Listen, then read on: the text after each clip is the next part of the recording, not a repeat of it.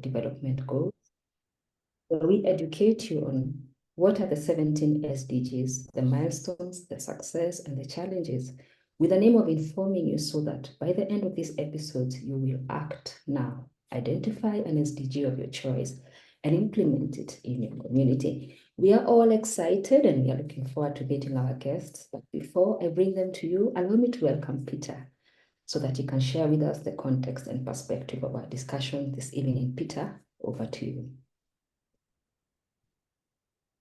Thank you so much, Judy. I'm just chiming on here to see who else is joining us. I'm just trying to, let me just see if I can spotlight all the guests. So my guests, you guys, I want to see your faces before I bring this to context. So I know we got Lisa. Lisa is joining us. Lisa is joining us from somewhere across the globe. Mombasa. Oh, okay, good one. Alex is also joining us from somewhere. Alex, where are you joining us from? I'm joining from Tanzania. Oh, TZ. I definitely want to come to TZ one of these fine days. So, Alex, I know you will host all of us someday, but as we look into that one, let me bring this into context. So, just this year, the United Nations hosted the 2024 United Nations Civil Society Conference, which took place on 9th and 10th of May in Nairobi, Kenya. And a lot of things went on. There were lots of conversations on how the SDGs can be achieved. Members were involved, coalitions were formed, and people were discussing on various ways they can collaborate and even partner towards the realization of the Sustainable Development Goals. Just last week, I think it hasn't gone so long, but a few weeks ago, 2024 United Nations SDG report indicates that only 17% of the SDGs are on track. And 30% are on marginal progress, while 17% are on regression. Some 18% are on stagnation. What are we doing right? What are we doing wrong? And why are we not making solid progress towards the Sustainable Development Goals? So you look at the conference and how it happened, and you compare that with the numbers of people who took part from Africa, West Europe, Asia. Africa seemed to have formed the largest participants, but I leave that to you. You can go onto the website, check that out. Maybe you can just do a bit of your Googling to find out. Again, this just tells us a bit of the gender, a bit of the group age, the organizations affiliated to United Nations, AG, like ECOSOC, the UN, Department of Global Communications, and purely like a breakdown of who took part during this conference. For me, as I sit here, and I know some of colleagues joining, this was my favorite part, the impact coalition programs. Because this, according to the impact, I know we were like it was aimed at achieving two things, the impact coalition and the report that will form the pact of the future or contribute some insights to the pact for the future. I know Lisa will be smiling, Alex will be smiling, Judy will be smiling when they hear impact coalition. And these coalitions is the structure where civil societies and organizations can come together, push their agenda towards the development. And you look at the 20 coalitions that were formed before the conference, and this is a list. I'm glad Lisa is here. Lisa is under art, culture, and art, culture working group. Lisa, if I'm wrong, you just jump on and correct me. But I know Lisa is leading a coalition over there, which she might be keen to tell us. But what we are doing today, or what we will be doing with these conversations that we are starting, how can we all come together, collate all our actions, and align ourselves to the Sustainable Development Goals, and mobilize everyone, everywhere, to join specific Sustainable Development Goals. With that, I got two guests have joined. I don't know, Ernest might join us a bit later. But Alex is joining us from Tanzania. But because I always don't want to introduce people when they are in the room, I allow them to introduce themselves. So Alex, jump on, tell us who you are, what you do, and probably the sustainable development goal you are always passionate about and why. Then Lisa, we come to you straight. Thank you very much, Peter.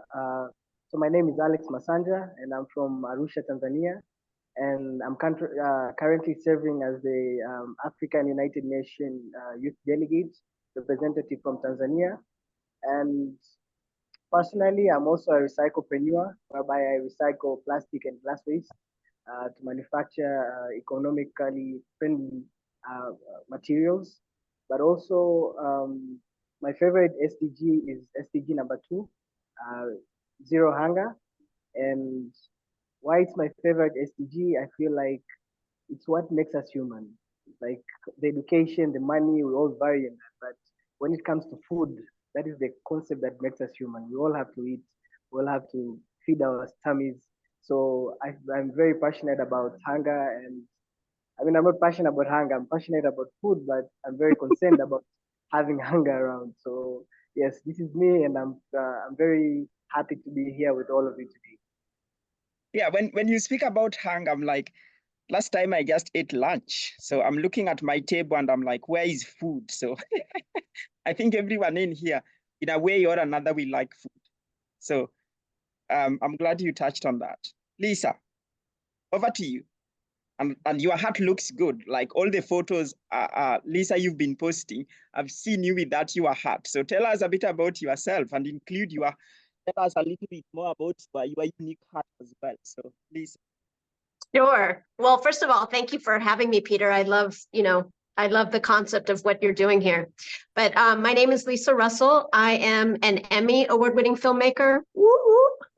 And I'm also an Academy Nicole screenwriting quarterfinalist. And I mention these things not to sort of, big up my accomplishments, but to encourage people to start thinking about including professional artists and storytellers in this space. They estimate there's between, well, one statistic says 30 million, another says 300 million creators around the world. And I feel like we are not tapping into their potential to help translate and then amplify the Sustainable Development Goals and the work that's being done. You mentioned, why are we so off track? My personal belief is because we do not have any artist representation. If artists had representation, could lead a movement of arts and culture, I think we would see a big change in the way the world is running. But in addition to being a professional storyteller, I'm also the founder of Create 2030, with 20 years of experience engaging diverse artists and creators in first the Millennium Development Goals, now the Sustainable Development Goals. And I am the co-convener for the Arts and Culture Impact Coalition, which was initially arts, culture, and faith-based. But during the conference, we realized our agendas, we were respectfully just kind of branched off into different directions. And so the Impact Coalition kind of fell under a group that we have been forming and working on called the Arts and Culture Working Group, which is aimed at amplifying the voices of diverse artists and cultural workers in UN processes. So it aligned perfectly with the concept of the, Impact Coalitions. And I'm excited to be here, and we are doing a lot of fun stuff that I will talk about later, but I just wanted to, again, thank you, Peter, for having me.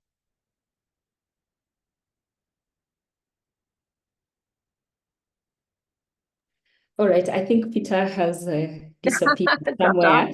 So we'll just pick up the conversation, and I think I'll begin with you. I think I'll go to Alex so that we can give you a moment so that you are able just to breathe. And let's begin by Alex telling us, you participated in the UN Civil Societies Conference in Nairobi, and what did you gain from that event, and what did you like, and how can such conferences within the US systems and member states be made inclusive and impactful? We have about 3 minutes for this question. Welcome, Alex. Unmute yourself and share with us your thoughts. Thank you very much, Judy. Yes, as you said, I attended the United Nations Civil Society Conference in Nairobi. And personally, it was my first time to be in such an environment with so many nations around there and so many people. And basically, it was a whole new experience for me. And what I liked the most was that I really increased my network. I networked with so many people. I met so many people from Jamaica, from Cuba, from Asia, from Indonesia. I got a chance to meet ambassadors from the who represent different member states in the United Nations, and in general, that was very great, but in a more amazing way because these people usually see them maybe on TV, but meeting them person to person and understanding that they're actually same people as us. They also have similar problems. They also are concerned about the future. That was really encouraging. But what I liked the most was that this was actually the first time this conference was held in Africa, and in particular in Nairobi. And that was really something that blew my mind. Like, where have we been all this time? So I think if something that could encourage inclusivity is having more of these conferences coming to the global south, that more people from the global south get to also experience what it feels like to be part of the United Nations in such conferences. But I also enjoyed actually being in the same room with the Secretary General, and I keep remembering his words, how he says, "My dear friends," when he talks, and that was really nice to hear. But also, the President of Kenya was encouraging, and generally, the conference and the environment, it was very uplifting, especially as a young person who could probably have a journey in diplomacy, and this could maybe turn out to be some of the thing I end up doing year in and year out. So I think the conference really planted a seed of going out there and really trying to also show the youth potential that we have, and also to engage with various stakeholders and various dignitaries, excellencies, and just understanding that we're all human at the end of the day and that we all have concern for the future. Thank you. Very well articulated, Alex. Lisa, what was your experience, and how did you find the conference? What was your take home, and how can we make it more impactful? Thank you. So I'll agree with Alex. It was really amazing to have it hosted in Africa. As you know, I've worked for the UN or as a contractor for the UN for 20 years. So you can imagine I've been to all sorts of these UN conferences, but to actually see it being held on the African continent, which opened up access to a whole new group of civil society, was just really, I thought it was amazing and beautiful. And I hope the UN Department of Global Communications considers this moving forward, that we pull the UN out of New York or out of Geneva and really make it accessible to people around the world. I also had a great experience at the conference. I thought it was very forward-thinking, very action-oriented, and I too loved the impact coalitions. I mean, I'm biased because I feel like for the very first time, the UN has acknowledged like an artist-led group on arts and culture. It's not just cultural institutions or policy folks talking about culture, but actually, focused on artist-led, engaging artists. Unfortunately, I have so many Kenyan artists who wanted to come, but one of the obstacles we have that I hope we can address moving forward is how to make it more accessible to creative practitioners who are not nonprofits, who are not working in businesses, who are not, there's a lot of independent musicians, independent filmmakers, their voices are valuable. It's just that we don't fit into the typical structures. I also thought it was really great that they introduced the impact coalitions, because I feel like they addressed issues that are not being addressed by the major groups or a lot of the other systems that are already in place. And so I thought it was an opportunity to bring up issues that weren't around when the MGOSs were formed, like AI. AI is a perfect example. UN reform is really important right now. Arts and culture, again, having an artist-led initiative, I think was really groundbreaking. So I really enjoyed it. I know a little bit about the behind the scenes stuff that happened with different groups, and I hope that we can squash that and just come together as like a really strong community to move what we need to do forward. I thought there was a lot of really great energy, but a lot of very weird power dynamics that I was surprised to be experiencing. And yeah, I'll leave it at that. I loved it. Yes, I agree with you. It was a wonderful, wonderful experience and a lot of take homes and a lot of action points that were discussed, which we are looking forward to see them implemented. Alex, I'll be coming to you with question number 3. According to SDG Report 2024, only 17% of the SDGs are on track, 18% are on moderated progress, 30% on marginal progress, and 18% on stagnation, 17% on regression. Why do you think this is so, and what do you think can be done so that we are able to, correct the situation? Alex, over to you.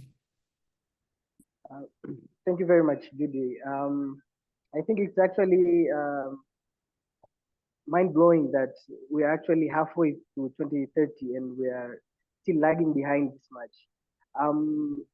Basically, if you look at the stats, for instance, when it comes to, I'm sorry, can you guys hear me? Mm-hmm. I can hear you loud and clear, Alex. Okay. So, for instance, when you talk about the statistics on hunger, whereby 9.2% of the world population is suffering from severe hunger, but we also have like 2.4 billion people who have moderate food security, and it's projected that by 2030 we're going to have at least 600 million people who will be facing hunger. So basically, you can see the numbers; they don't lie, and we're like really facing a mountain climb to achieve zero hunger. But what I can say has been the challenge to achieving zero hunger so far, I'll attribute it to conflicts. We have seen various conflicts around the world. We have seen how Russia and Ukraine war has brought various challenges, especially in food export with grains and wheat that were very much dependent, especially from Ukraine. But also we have seen how the Israeli and Gaza war that is going on, and how Israel has actually used hunger as a weapon on people of Gaza. So sometimes conflicts attribute hunger or such things as poverty as weapons to defeat the other side or to punish them with such circumstances. But also we have seen that there's been declining in food production, whereby issues such as climate changes have been affecting food production in the long run, whereby there's been lack of rains or severe rains that have caused very much big problems, especially towards food production. But another thing that has been an immense challenge to achieving zero hunger has been the fact that we also lack a lot of funding. That yes, we have this issue that we are trying to eradicate, but then how do we eradicate it? What initiatives have been supported to eradicate hunger? And just to mention right now, I feel like there's been also a challenge in terms of some SDG goals have been prioritized more than others. So for instance, maybe people have put more effort on SDGs number 8 to number 13 that have been more funded, more given more attention, unlike the rest that have been left behind. So I think partly these are the reasons that have made the progress to be only on 17%. And I hopefully hope that as we go forward to 2030, we can come up with better solutions to see that at least we get above average or at least above 70% to achieving our sustainable development goals. Thank you. Thank you, Alex. That is very well articulated. Issues to do with climate change, issues to do with conflict and war, corruption, and also poor governance are contributing to, to the hindrances to the development of the sustainable development goals. What about you, Lisa? What are your thoughts? Well, thank you. So yeah, thanks, Alex. You had my mind spinning quite a bit when you were speaking. But I guess I just want to start off by saying so much of how I view the world is through power dynamics, both as an individual and systemically. So I know from my own world experience that privilege and power is a moving target. So in some spaces, I don't have power. Like when I'm at the UN, I'm an independent filmmaker, I'm a woman. I'm not a staff, I don't represent an institution. It's very, very hard for me to be taken seriously sometimes in this space. I know then, though, when I'm in Mombasa and I'm teaching a filmmaking workshop to a bunch of young filmmakers, I have a lot of power as a Westerner, as an educated filmmaker. And I feel the reason why we are failing in the SDGs is the same exact reason why we cannot stop this genocide in Gaza. Sorry, and this is I work in a humanitarian world. I see it as a genocide. And that is because the power dynamics in our world are completely messed up. People with money, people with fame, people with power are dictating the way our world works. And I think we need to change that. I think we are in need of a complete systems change. We can't be corporatizing everything. Corporations have way too much power.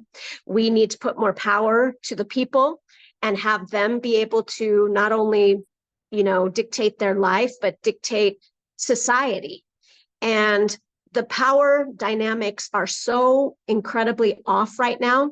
I feel like the only way we're going to even it out is for there to be a mass consciousness and a mass uprising to break the system and start a new one. And of course, you're expecting me to say this, but I believe that artists have the ability to inspire this sort of uprising. And that's why in the UN space, artists cannot just be brought in like tokenistic performers or, let's have them sing a song, let's have them do whatever. We need our own movement, our own representation. We need to do things the way we know how to do it. And we want to complement what civil society has already done. You guys have done great to mobilize young people, academics, people in different sectors. But artists have a unique ability to mobilize the people that aren't in this bubble, that don't know what the SDGs are, right? And to change and reframe the narrative, because not everybody sees this as like a super inspirational charity let's kumbaya, let's save the world. They see it as a justice issue, and justice is a whole different approach to sustainability and sustainable development goals. So I will just say that and you guys do have the ability, let us have our movement, give us the space, use your privilege in this space to let us raise our voices, because I guarantee if you allow us to have a legitimate movement, and we can't do it without you guys. We can't let other people, there's so many poor leadership decisions of people who have no experience in arts and culture running arts and culture programs. You need to let us have our movement, and we will show you and co-create with you. Not that we need to be different or we think we're better or anything. We just do, ask any artist. We live differently, we work differently, we do everything. Support us in creating our thing and amplifying and using your privilege to uplift us. And I think that we'll be able to work collectively to make some real change. So, yeah. Lisa, allow me just to follow up a question. You raised a very interesting point about the systems that hinder us, whether it's in the UN or in the development agencies when we want to push agendas forward. Now, how do you think this can be broken, and so that at least there's an even ground for all the players?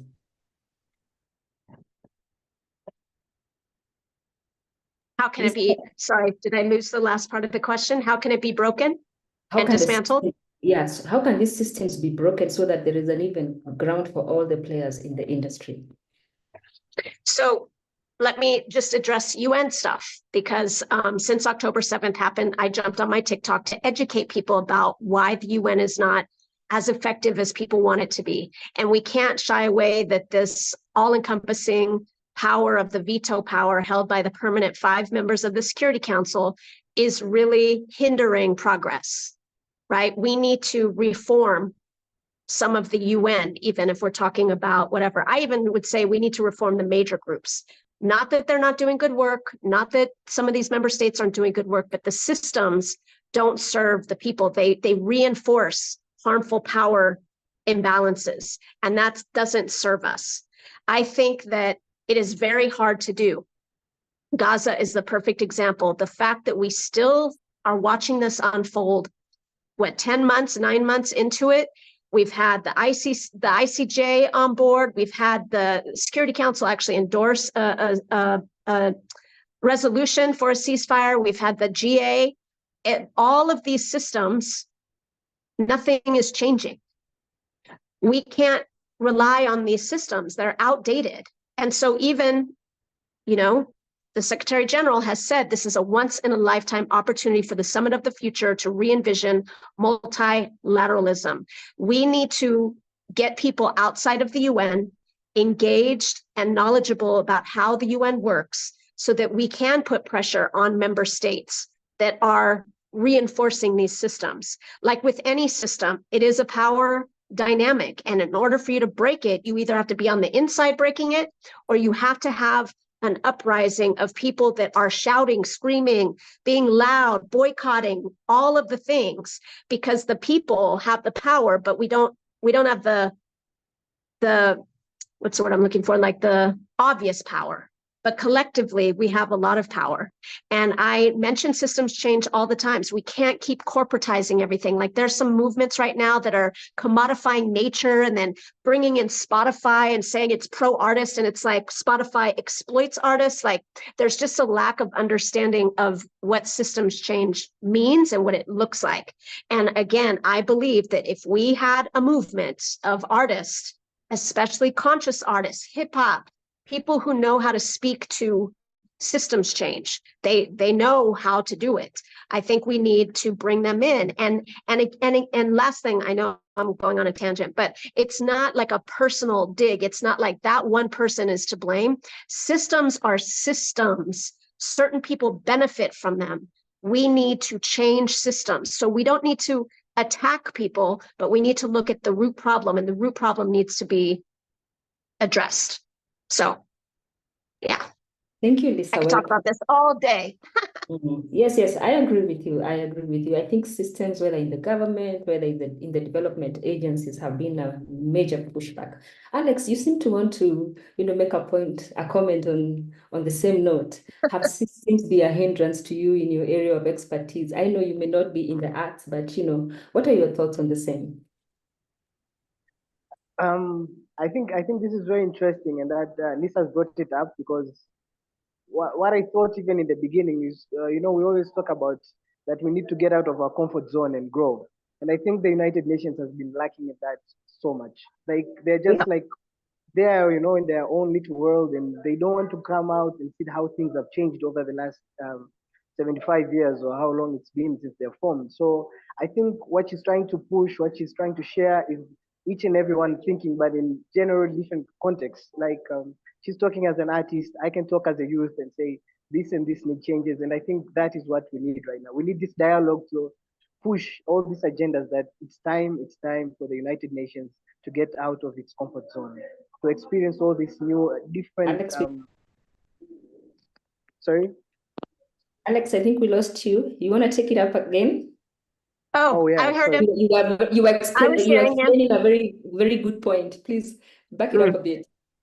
Okay, so what I was saying is that it's time for the United Nations to get out of its comfort zone. Like it's been a long time since they did any major changes, like what she said with the Security Council, and that everything now depends on them. Like if it's not war related, nobody's interested, and I think that is it's a very big problem. So Lisa has spoken as an artist. I can speak as a youth who needs to be engaged, to participate fully, to understand all this, because in the end, it's United Nations. It's not a few nations that have to decide on behalf of all of us. So I think she's making a very crucial point, and I second everything that she has said. Truly, truly. And for those who are joining us in the conversation, whether it's on Zoom or online, welcome. And please also share your comments, share your questions, so that we can also discuss them in this forum. Now, I'll be back to you, Lisa. Sorry, today we're just two of us, so it will be just you and Alex. How can we keep these SDGs on track? Make suggestions on how we can be able to, get them back on track, so that also we are not lagging. Yeah, I think that I think that we, again, need to still mobilize a wider intergenerational global movement to reach the people who are considered left behind, whose livelihoods are mostly affected by these policies, and educate them and get them in whatever capacity we can on board this movement. A perfect example is in Venezuela, Hugo Chavez, when he became president, used to do a radio program every week talking to the poor people. He would let them call in, share their concerns, share their griefs, share whatever.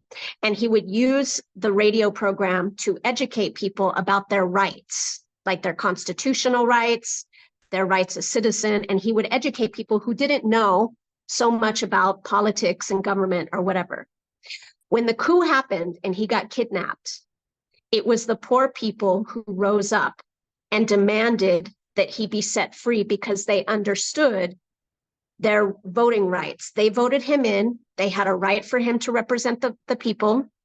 And so mobilizing and educating a global society on what these goals, and not just, I don't even like sustainable development goals. Like we need to talk about them in emotional terms and creative terms in ways that doesn't sound like jargon, which tends to happen a lot. And again, why I think art is so important and for us not to institutionalize art, but use art and use ways to reach people and mobilize them in a way that they can understand and relate to. There's, examples like, oh, Japan has embraced the SDGs. Japan is not Mombasa.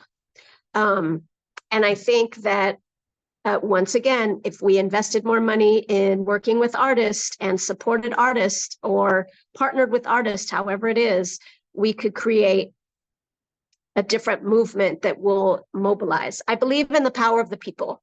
It's just the people need to be educated and then they know how to act. They know what the call to action is. And we don't have that. Thank you very much, Lisa. Alex, in your own opinion, how best can we put these SDGs on track? I think the best way to keep the SDGs on track is first we have to address global challenges in equality.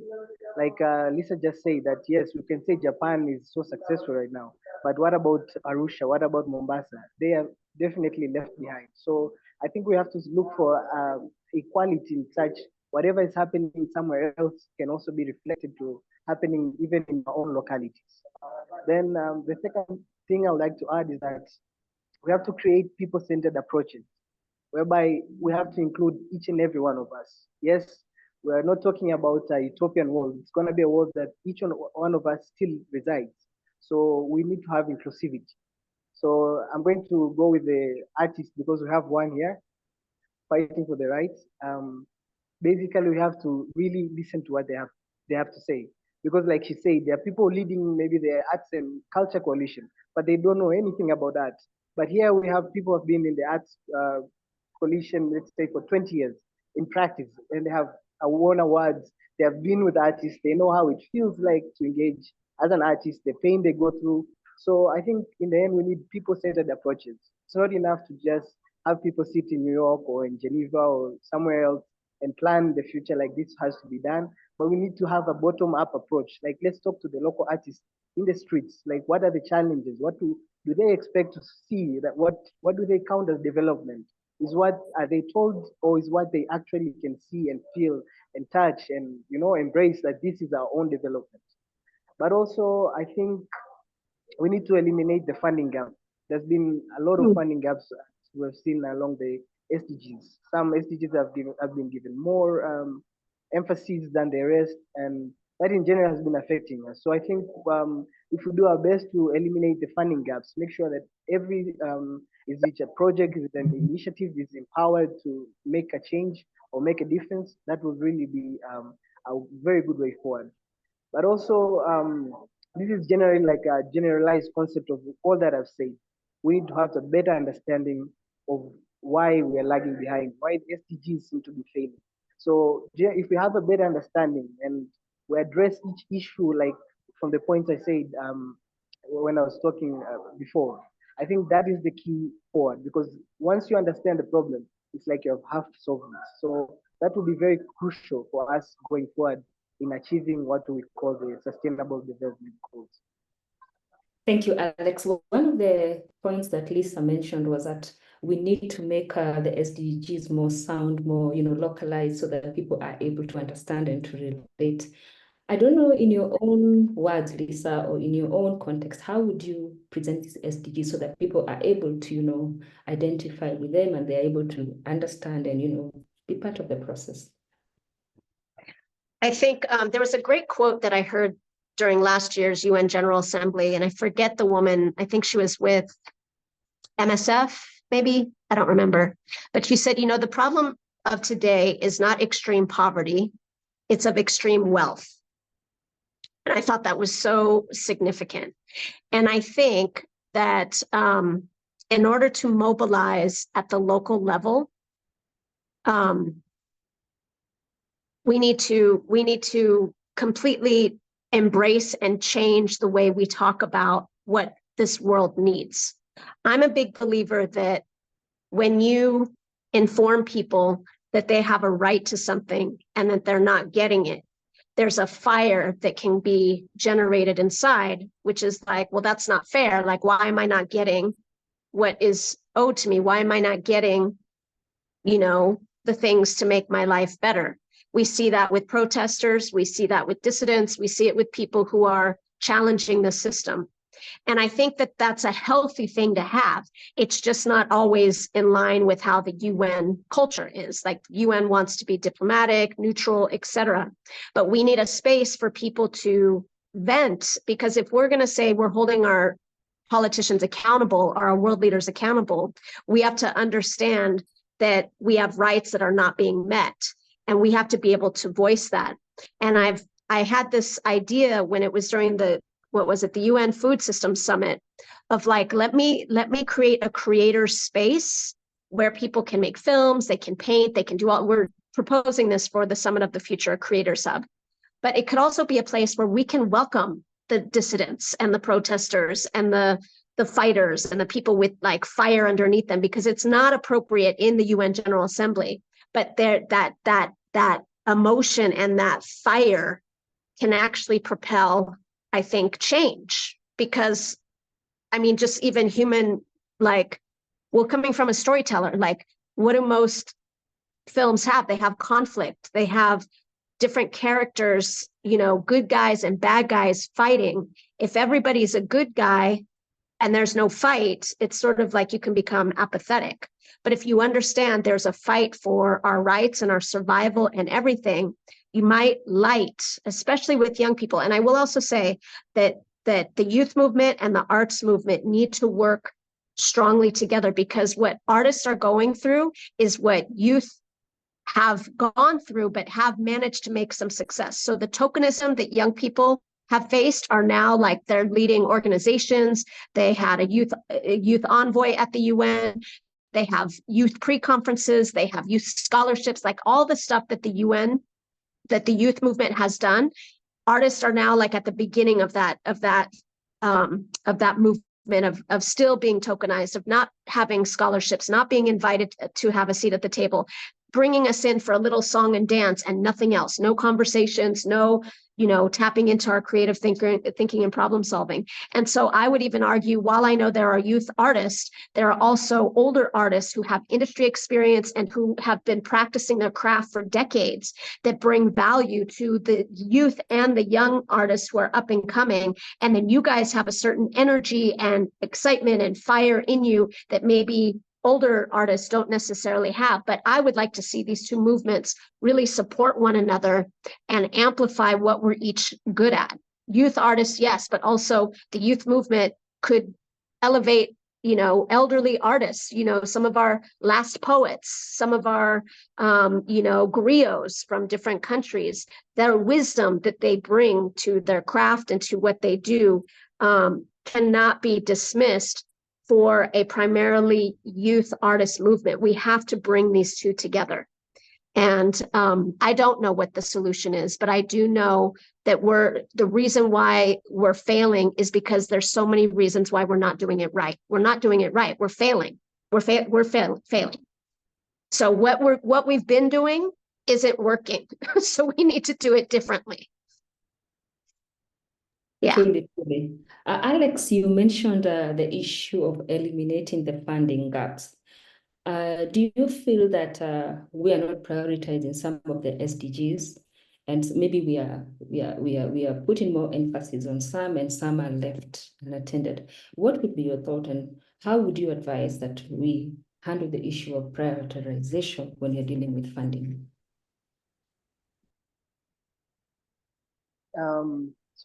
Before I answer your question, I'd like to just comment something from what Lisa said.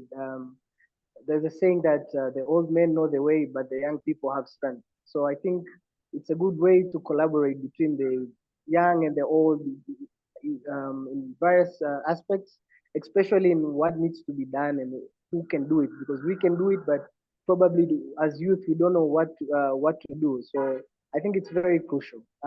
Coming back to your question, I'd like to just say that I think we need something that's called a cab rack rule. You know, when in the old days when we used to have cabs, you know, like taxis, the way they are arranged is that the first person who comes to the taxi gets that taxi and goes. There's no room to just say, I'm not going to pick you up today because of whatever because that you might have. So I think we need that when it comes to funding. That yes, whoever comes first gets the priority, but we should not like take these goals as this is more important than this, because yes, we are going to say we want to do let's say climate action right now, or we're going to talk about innovation industries right now, but what about poverty?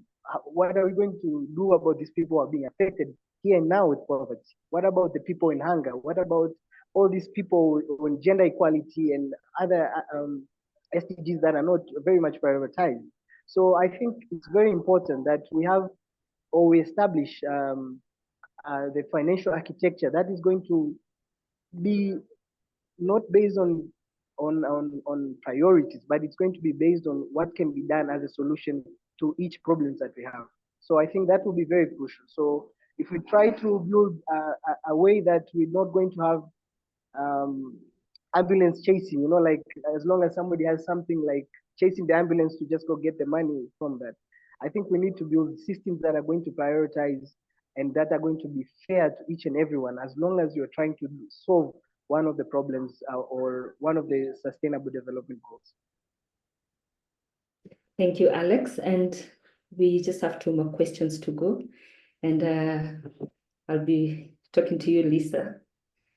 If you were the president of the International Monetary Fund, what would you do to ensure that your favorite SDG is achieved by 2030?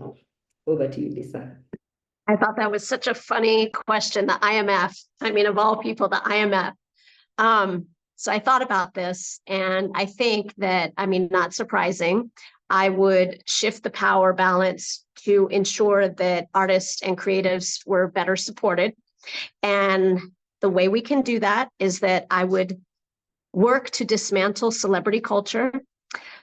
The people who are famous and have all that money don't need any more money.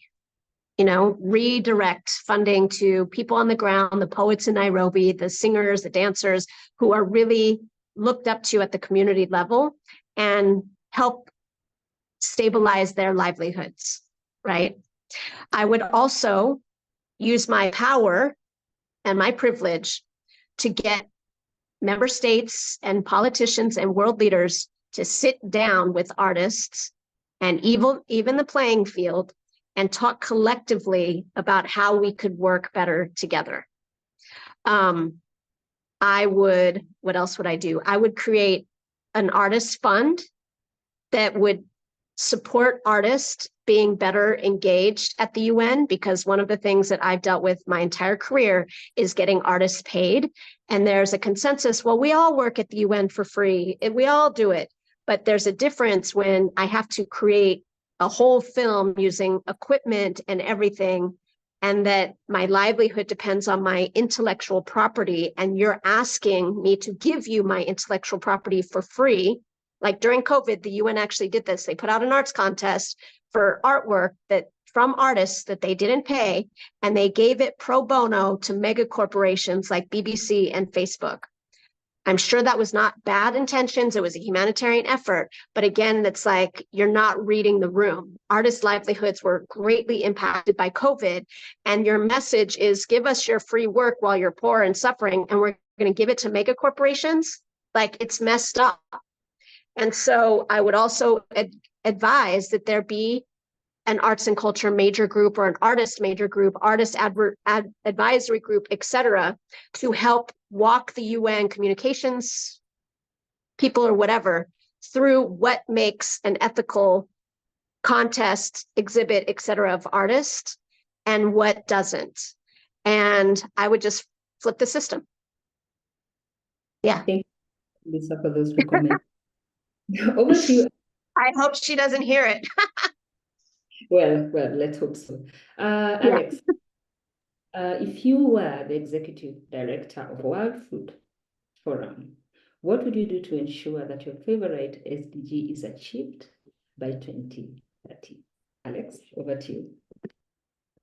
Thank you very much, Judy. So during the United Nations Civil Society Conference, there was a quote, I think it was during the town hall or somewhere between there, whereby somebody said, if the war on poverty is war, then why is it not given the same funding as similar wars?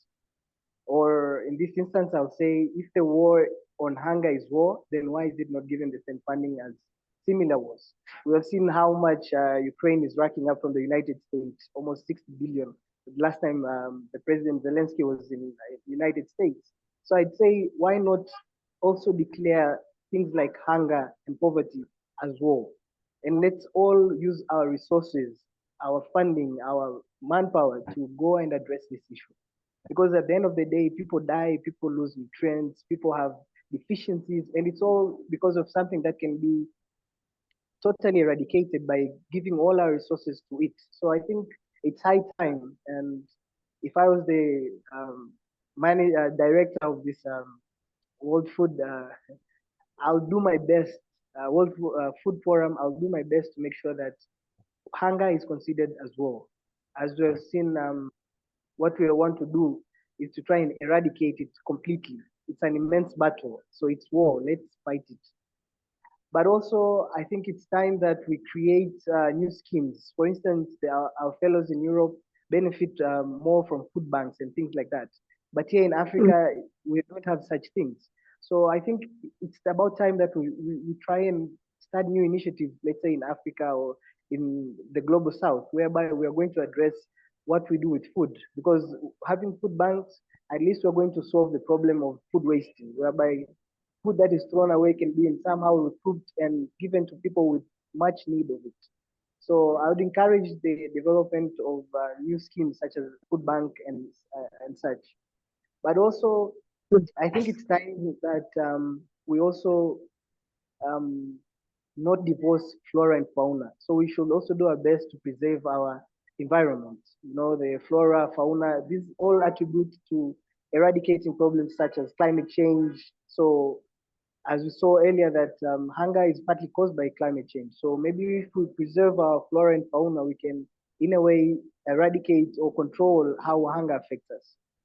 But also, lastly, I'd like to say that governments need to join hands and get involved in action.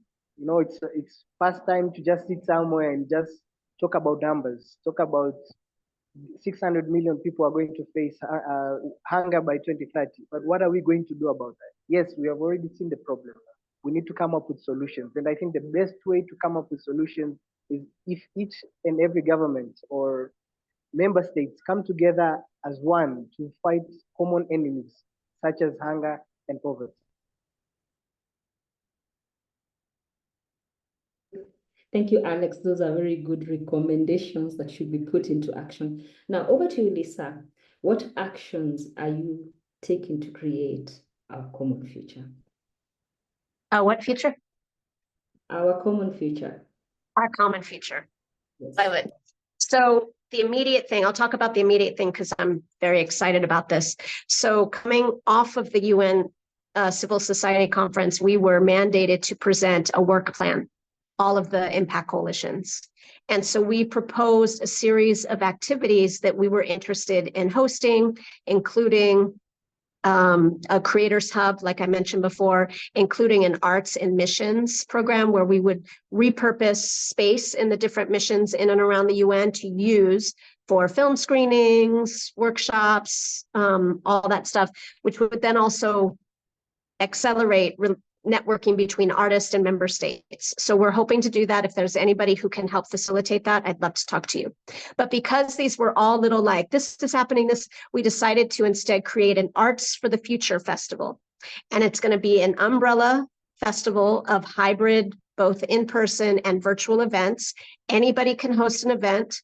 If you are a filmmaker, you want to do a screening online because you're in Kenya and you can't get to New York for the Summit of the Future, you can join our festival. You can be a non-artist and say, oh, I work with these amazing artists. Let's do a panel discussion on arts, and Alex could do one on arts and food security. So we're really trying to become the arts and culture equivalent of what Climate Week NYC is in New York. So imagine a New York City filled with events in the Bronx and Brooklyn, Harlem, et cetera, in and around the UN, and then virtual. And we're just amplifying all these issues through the power of arts. So that's what I'm excited about. Thank you, Lisa. There's much and much to learn from you. Now, Alex, what action are you taking in order to create our common future? Okay, so this is a very pondering question because I think this is the forefront I've ever been when it comes to Agenda 2030. So personally, I already engaged in outreach campaigns whereby we try to amplify the voices of youth when it comes to what they need, as in terms of youth unemployment, in terms of youth participation and meaningful engagement, but also in terms of youth in matters of peace and security.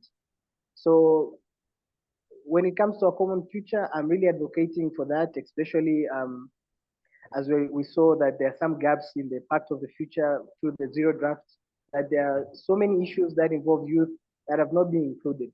So at least so far, I'm trying to air my voice when it comes to such issues because they affect us in a larger scale. So apart from that, I also have a concept that I developed during the We Commit is it challenge or We Commit hashtag for the United Nations Civil Society Conference, whereby I say that as a youth, I commit to be mad, and basically being mad means that I have to make a difference.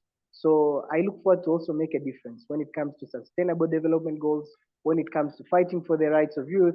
And I think Lisa has also made me a believer now in fighting for the rights of artists all over. So I'll also be there. I'm going to personally attend the Summit of the Future. So I think I might show up in one of the events that's going to be held in person there. So I think I look forward to that. And maybe lastly, for our common future, I look also to building partnerships such as this, whereby we sit down and discuss on these common problems that we face and see how together we can address the future. Thank you, Alex. We all need to make a difference in our areas of influence. Allow me now to throw it over to you, Peter, so that you can show us a video before we end our discussion. Thank you, Peter.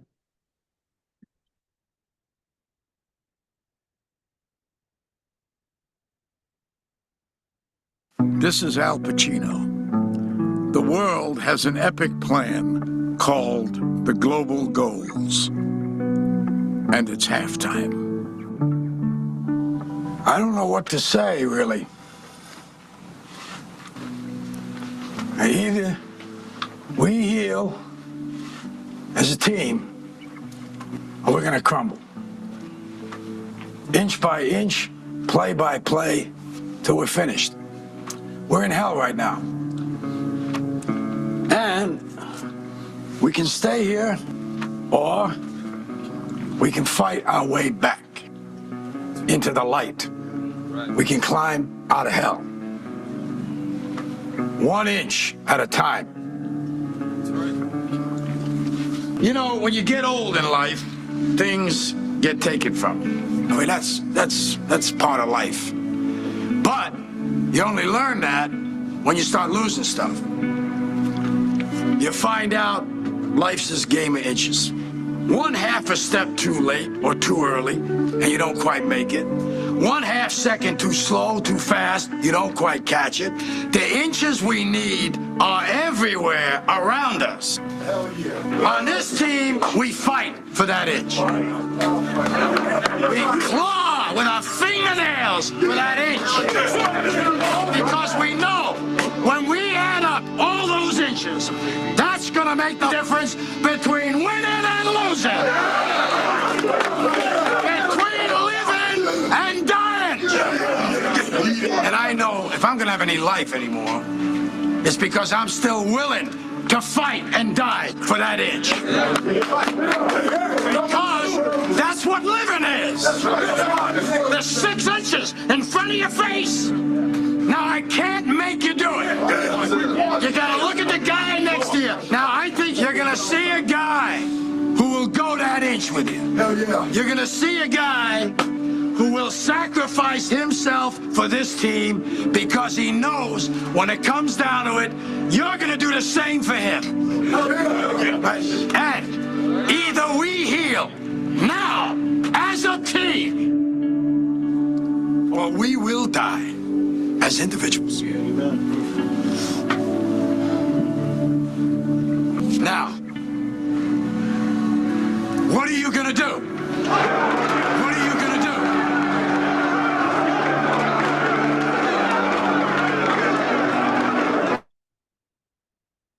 Indeed, let us heal as a team or die as individuals. I think now we are coming to the end of our conversation, and I will start with you, Alex. What would be your parting shot? I think my parting shot will be that we can never actually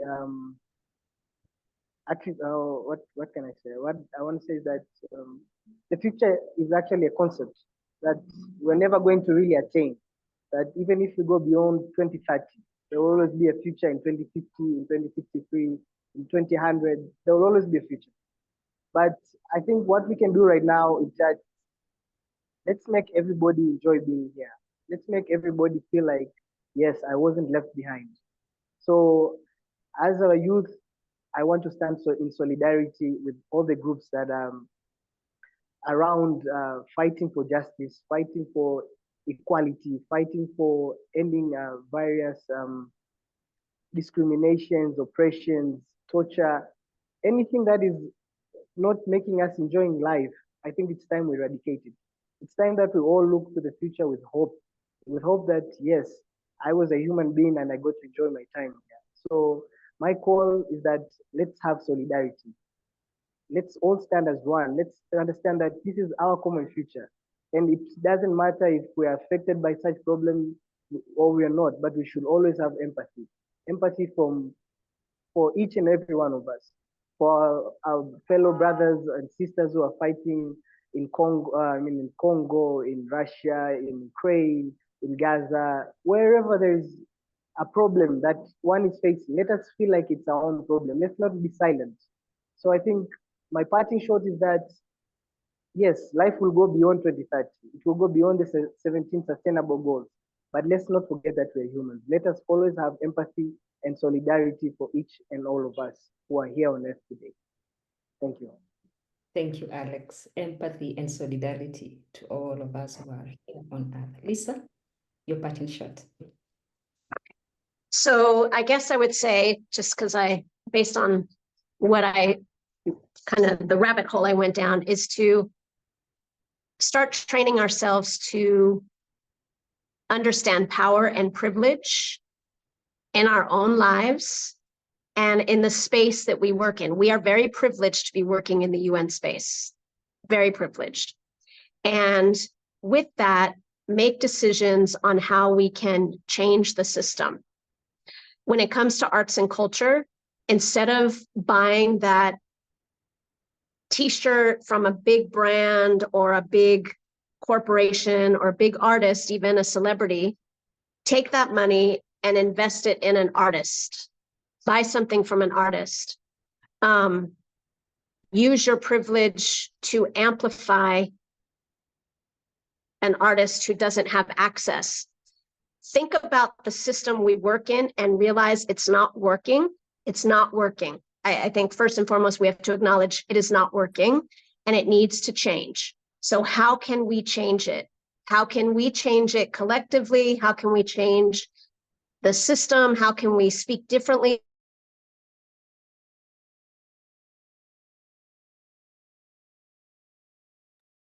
Lisa, we lost you.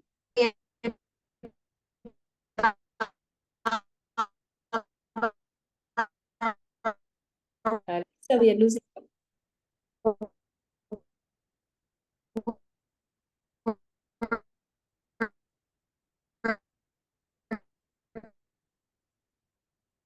Lisa? Yeah, about our privileged fight for the rights for people who don't have it. Lisa, I think we lost quite a bit from your parting shot, and kindly take it up again so that we are able to, hear you. Lisa? I think we've lost Lisa. Peter, are you there?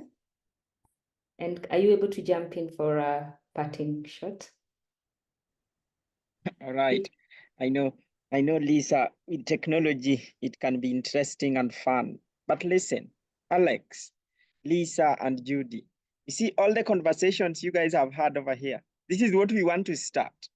And we are creating our own kingdom. And this kingdom, we are the people who will dictate. And I think we are the ordinary people who are like now going now to shape all this that we want.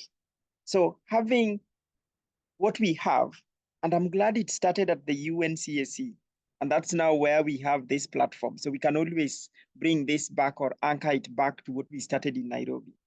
So not much to say, but I see a lot of potential, a lot of growth together, a lot of things that we can do as a community to just build what was started. I'll say the platform that we were given by the UNDGC, the United Nations, I think that is a goodwill to get us started. So members who have joined us, Collect with Alex online, he's very active on LinkedIn, so go find Alex. Drop Alex a message, and Alex will be coming your way to look for members to join his SDG 2. And then we got Lisa as well. Lisa will be leading this part of SDG 9. So connect with Lisa. And obviously, Judy was in the previous session taking no poverty. So connect with Judy.